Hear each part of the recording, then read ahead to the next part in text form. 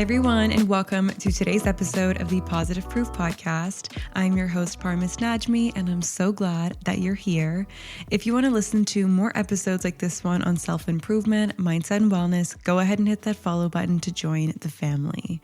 Before I get into today's episode, I just want to ask you guys for a quick and kind favor, and that is if you haven't yet left a review, I would absolutely appreciate if you could do so.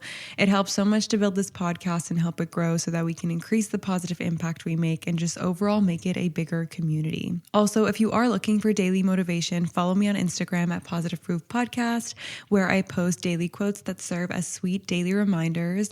And if anyone is wondering how to leave episode requests, you can actually send me your thoughts via the DM me your thoughts link in the description or via Instagram DM as well. Now, if you're new here, quick little intro about me is I am 26 years old, based in Toronto, and I started this podcast after a few big life shifts from leaving my 9-to-5, going full-time on a business with my boyfriend, and realizing I had way too much to say about self-growth, relationships, and becoming the woman I actually want to be. So I'm really, really happy you're here. And with that, let's get into today's episode. So today we're going to be talking about becoming unbothered, and not in the sarcastic, couldn't care less kind of way, and also not in the aesthetic version you see on social media where someone's sipping an iced matcha, journaling in linen, and acting like nothing phases them. We are going to be talking about the kind that requires actual emotional maturity, the kind that doesn't come from pretending you're okay, but from actually learning how to be okay, even when life is chaotic, and even when people misunderstand you, and even when your boundaries get tested or your confidence wavers. Because the truth is, being unbothered is easy when nothing's bothering you, but what about when it is? What about when your nervous system is overstimulated, or you're tempted to over-explain yourself, or you're taking things personally by natural reflex when in reality that thing really has nothing to do with you? That's what we're going to be unpacking today, because when you really learn how to be unbothered from a grounded, emotionally intelligent place, it changes absolutely everything. You move through the world with more peace, more clarity, more trust in yourself, and you stop leaking energy into things that don't matter. You stop spiraling over every shift in someone else's behavior. And honestly, you become magnetic because people can feel when your sense of peace isn't up for negotiation. Now, before we dive in, if you are tuning in on Spotify, I want you to scroll down and vote how unbothered you feel you are. Would you say you're feeling a little too reactive lately? Or are you feeling a little too shut down or guarded? Or are you finally starting to find a healthy balance? There's no wrong answer here. Just notice where you are and let's begin. Starting off with section 1, I want you to understand what actually bothers you and why. This is the part that most people skip when they talk about being unbothered, which is actually understanding what bothers you in the first place. And I know it sounds very obvious, but most of us don't walk around with deep clarity on our emotional triggers. We think we do. We say things like, oh, I hate drama, or I just don't like fake people, but those are surface level. They're reactions, not reflections. If you want to become someone who's truly unbothered, not just on the outside, but internally where it counts, then you have to begin with awareness, not avoidance, not numbing, real, grounded, emotional awareness, because you cannot rise above something that you haven't even named. So when something gets under your skin, whether it's a comment, a behavior, a pattern, ask yourself, what part of you is being activated? Not just what happened, but why it's so hard. Does it make you feel disrespected, invisible, unimportant? Is it brushing up against a past wound or a fear you haven't fully healed from? Because most of the time, the things that bother us aren't just about the moment itself, they're echoes. Echoes of being left out, underestimated, dismissed, or abandoned. And if you're not willing to look at those echoes, then all being unbothered becomes is a mask, a vibe you try to wear, but that falls apart the moment something triggers the real stuff underneath it all. So I'm going to give you a personal example.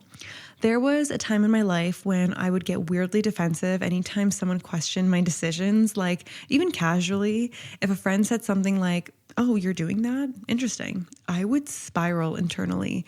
I would overthink it for hours, replay the tone in my head, wonder if they were judging me or low-key trying to make me feel small. And for a while, I thought I was just sensitive. But when I sat with it, and I mean really sat with it, I realized that what actually bothered me wasn't the comment itself. It was the fact that I still didn't fully trust myself. I wasn't rooted in my choices yet, so whenever someone even slightly questioned them, it poked at this little shaky part of me that was still looking for validation. And once I saw that, everything changed. I didn't need to force myself to stop caring what people thought. I just started strengthening my own internal clarity. And eventually, those same comments didn't land the same way. Not because I became cold or detached, but because I understood the deeper reason why they used to bother me. And I worked on that part instead of blaming the world for poking it. So this is what I mean when I say being unbothered isn't about being untouchable. It's about being emotionally fluent. It's about being honest enough to ask yourself, why did that annoy me so much, without judgment, without shaming yourself for still being affected, and without rushing to label the other person as toxic or jealous or disrespectful just to make yourself feel better. Sometimes, yeah, people are doing too much.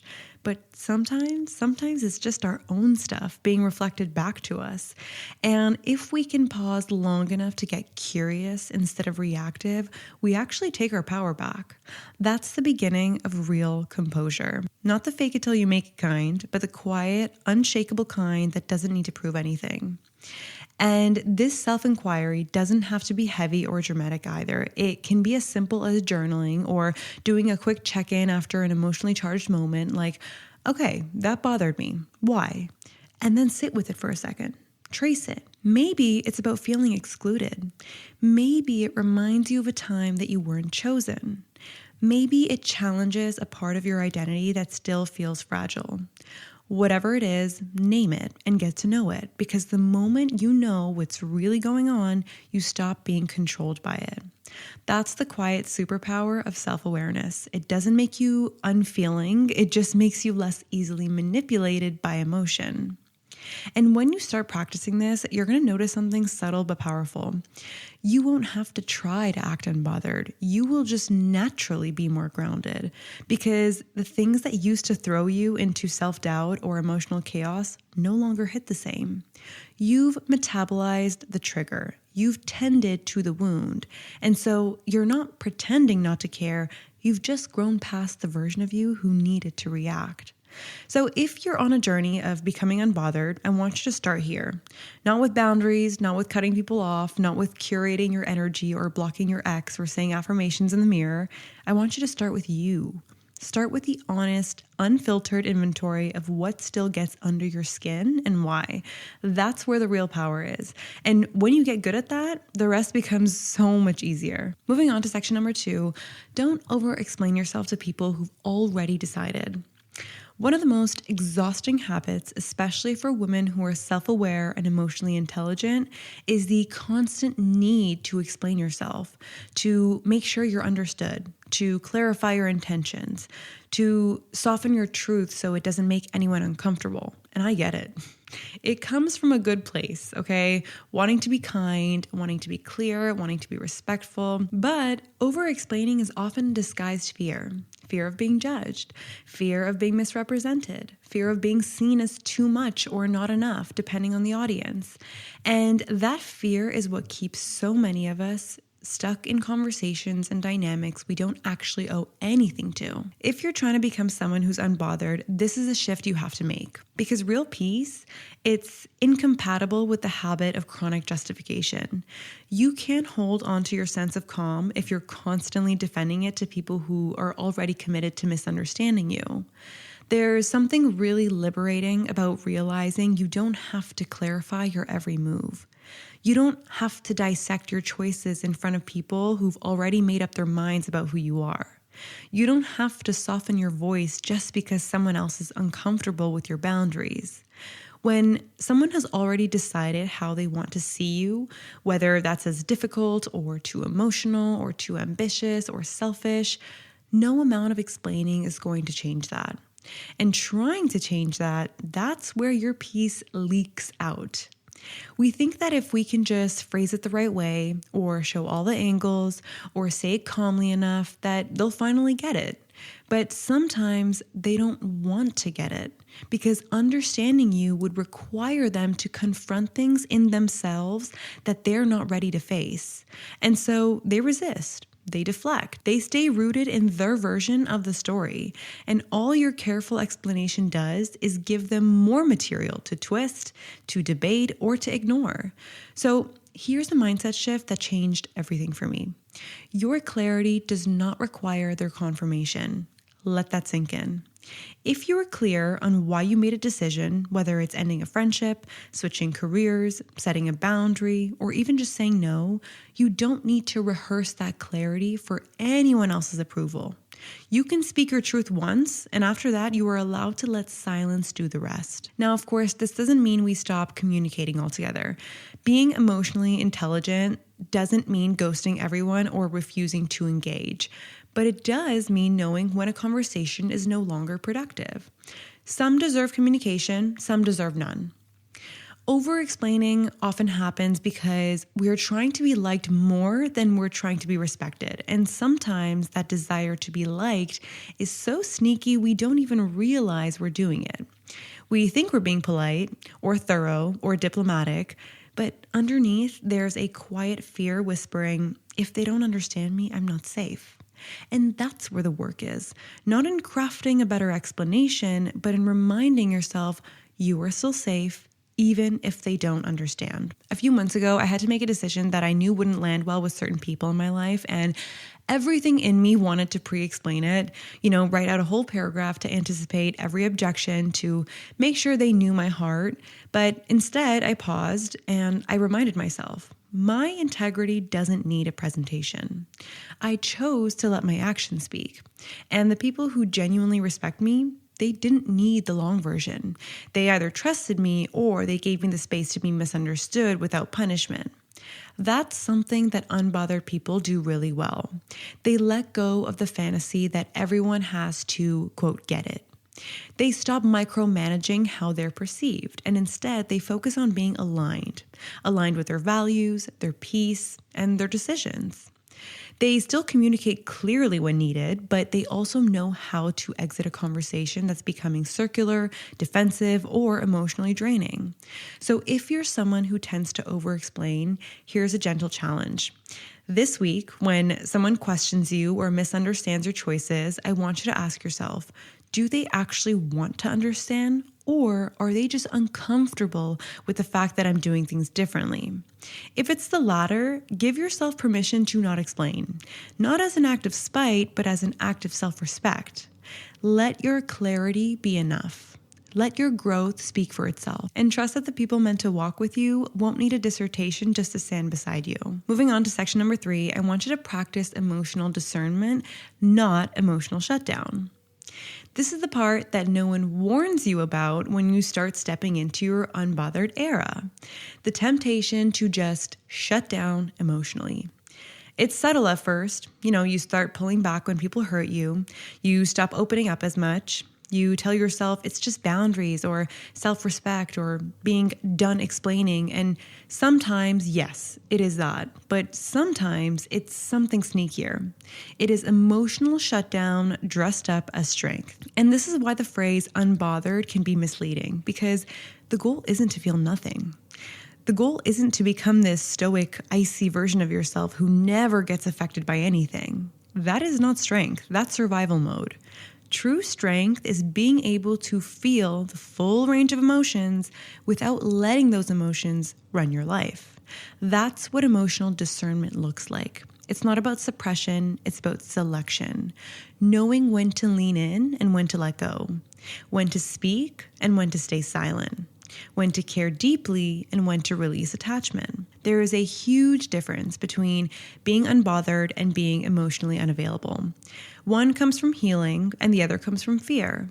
I used to think that shutting down was maturity, like if I could just not react or not cry or not show I cared, that somehow meant I was evolving. But over time, I realized I was actually just numbing. I wasn't unbothered. I was disconnected. And I wasn't choosing peace. I was avoiding vulnerability. And I think a lot of women go through this phase, especially after being hurt or misunderstood one too many times. We become so focused on self-protection that we start pushing people away before they even have a chance to misunderstand us. But here's the thing, being emotionally unavailable doesn't actually make you safer. It just makes you lonelier.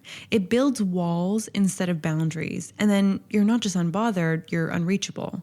So how do we find this middle ground? How do we stay soft, present, and emotionally available without being overwhelmed by every single thing that happens? The answer I found is discernment. It is emotional clarity that says, I can feel this, I can acknowledge it, but I get to choose how to respond. It's the decision to let your emotions be messengers and not dictators. You can let the anger rise without lashing out. You can sit with disappointment without spiraling. You can miss someone without going back to a situation that disrespects your peace. That's what being unbothered actually looks like. Not ice cold detachment, but calm discernment in the face of intense emotion.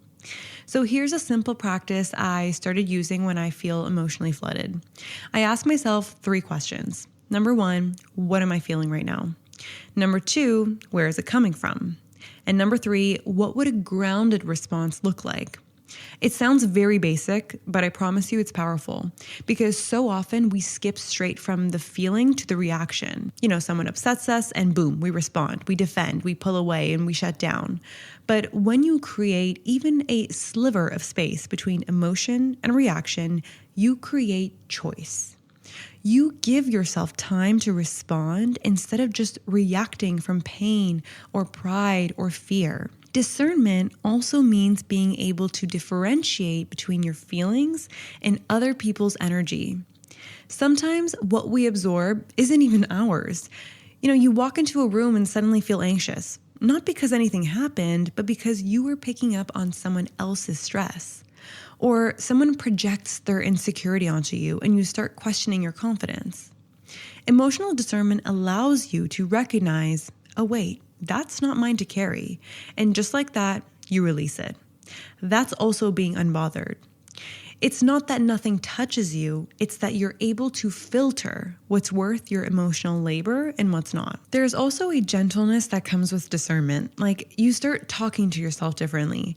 When you feel triggered, you don't shame yourself. You get curious and ask, okay, that hurt, but why? And you sit with it. You soothe it, and you respond with kindness, not just to others, but to yourself.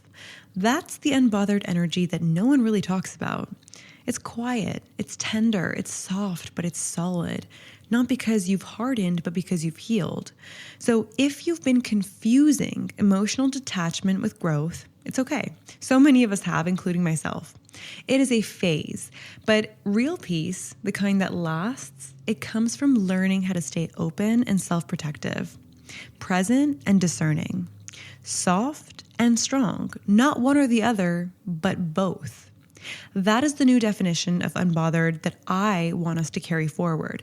Not icy, not indifferent, but deeply rooted, self-aware, and intentional. Because the goal isn't to stop feeling, the goal is to stop leaking. And when you learn how to hold yourself through your emotions, that's when the world stops being so loud. You're no longer ruled by every shift in energy around you. You're anchored, and that's where your power lives. Moving on to section number 4, I want you to hold yourself so you don't seek so much external regulation. Emotional self-holding is the part of becoming unbothered that's way less glamorous, but absolutely foundational. If you don't know how to hold yourself through disappointment, rejection, awkwardness, or even success, you will end up outsourcing your emotional stability to everyone and everything around you. And the moment someone doesn't respond the way you hoped, or life doesn't go the way you planned, your peace disappears. This is something that I learned the hard way. For a long time, I didn't realize how much of my emotional regulation was tied to how other people treated me. If someone validated me, I felt good. If someone misunderstood me, I spiraled. If plans fell through or someone pulled away, it wasn't just disappointing, it felt destabilizing.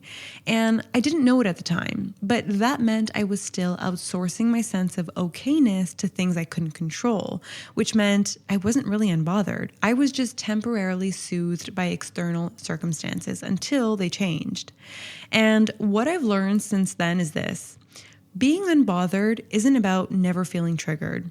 It's about knowing how to anchor yourself when you are. It's about building an inner system of emotional regulation that doesn't collapse every time the outside world gets messy. And when I say hold yourself, I don't mean fake it or talk yourself out of how you feel. I mean literally showing up for your own nervous system, like a best friend, like a safe parent, like someone who's not afraid of your sadness or insecurity or rage. Because when you can do that, you stop needing other people to do emotional labor for you. You don't need constant reassurance, and you don't need to be liked or picked or praised to feel like you're okay. You become your own anchor, and that is real freedom. That's what makes you unshakable. So how do we actually practice this in real life? I'm going to share what helped me. I want you to first pause when you feel dysregulated. The moment when your chest tightens or your mind races or your stomach drops, don't rush to fix it. Don't call a friend to vent, and don't immediately send the text or cancel the plans or numb out with a distraction. Just pause. That pause is where your power lives. Then I want you to ask yourself, what am I feeling and what do I need right now? Most of us were never taught how to identify our needs in the moment. We were taught to suppress and to overfunction or to lash out, but self-holding means gently naming what's real. So I feel rejected, I need comfort. Or I feel overwhelmed, I need stillness. Or I feel unseen, I need to reconnect with myself. And then once you named what's real and you identified what you need, you give yourself that thing. Sometimes it's physical, like a walk or a glass of water, deep breaths, or turning your phone off for the night. And sometimes it's emotional, writing yourself a letter, repeating a grounding mantra, letting yourself cry without trying to make it look pretty. Sometimes it's practical, reorganizing your day so it feels less chaotic, saying no to one more obligation. But the core of it is this. You learn to tend to your own experience first instead of waiting for someone else to do it for you. And when you build that habit, you stop reacting to everything. You stop needing the world to treat you gently in order for you to feel grounded. And you stop giving away your emotional power to people who never asked for it and don't know how to hold it anyways. One thing that really shifted things for me was realizing it's not someone else's job to make me feel okay in my own skin. That's mine. And when I take that seriously, when I stop making every difficult feeling someone else's responsibility, I feel so much more clear. And ironically, so much more connected to others because I'm no longer approaching them from a place of emotional dependency. I can show up with wholeness, with boundaries, with presence. And this doesn't mean we stop needing people, okay? I still reach out for support. I still cry on my boyfriend's shoulder all the time. I still value being held by others, but it's support, not survival. I'm not emotionally collapsing into someone else. I'm not handing over my peace like it's theirs to protect. I'm just letting people witness what I've already learned to hold. And that's what makes you unbothered. Not that life never shakes you, but that you trust yourself to return to center when it does. You don't need the perfect text back or the apology or the closure or the audience clapping. You're good because you've learned how to be good with yourself, how to meet your own eyes in the mirror and say, I've got you. That's a power that no one can give you and that no one can take away. Moving on to section number 5, stop making everything so personal. This is the most freeing one of all. And I say that with love because I've been there, taking every shift in energy, every delayed text, every weird tone of voice as a sign that I did something wrong, that I wasn't good enough, that I must have said something or come off the wrong way or missed the mark somehow. It's exhausting. And what I've learned is that when you interpret everything through the lens of you make yourself the main character in stories that were never even about you. And that is a very hard pill to swallow, especially when you've spent most of your life trying to read the room, keep the peace, or anticipate people's reactions. That hyper-awareness starts as a coping mechanism. You're just trying to avoid conflict or abandonment or judgment, but over time, it turns into this reflex where you assume other people's behavior is always a mirror of your worth, and it's not. So let's just sit with that for a second. Most of the time, people's actions have nothing to do with you. Their mood, their tone, their withdrawal, and their distance, it's a reflection of their inner world, their stress, their insecurities, their wounds, their day, not your value. But when you haven't yet built that internal stability, it is so easy to personalize everything. A friend takes longer than usual to reply, and suddenly you are replaying your last message, scanning it for anything you might have said wrong, and overthinking it all. Or a stranger looks at you weird in passing, and you assume it's because of how you look. Or your boss is unusually quiet in a meeting, and you convince yourself that you're underperforming. The mind goes into overdrive searching for what you could have done to cause it. But the truth is, you didn't cause it. You're just existing in their orbit, and their storm isn't yours to manage.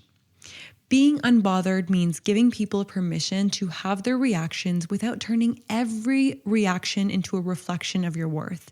It means being emotionally mature enough to say, that might be about them, and then letting go.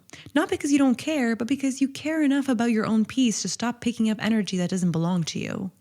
One thing that helped me with this was asking a simple question. What if it's not about me? What if it's not that she's being distant because she's mad at me, but because she's just overwhelmed in her own life? What if my partner's silence isn't disapproval, but just tiredness? What if that friend who canceled isn't avoiding me, but is actually just going through something they don't even know how to talk about? When you live with that kind of curiosity and compassion, everything softens. You stop filling in the blanks with fear. You stop inventing stories that only hurt you. And you start seeing other people as whole humans with their own timelines, their own struggles and complexities, and not just as supporting characters in your story. And that shift creates space. It creates grace. And most importantly, it creates freedom.